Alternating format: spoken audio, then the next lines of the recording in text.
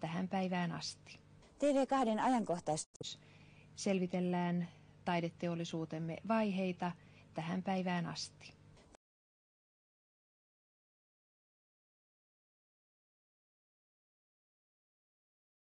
Silmäys.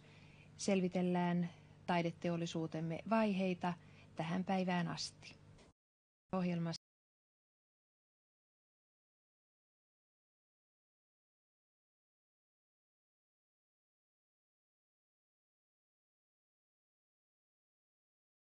Home Assistantin avulla voit luoda kattavia ja mukautettuja älykotiratkaisuja.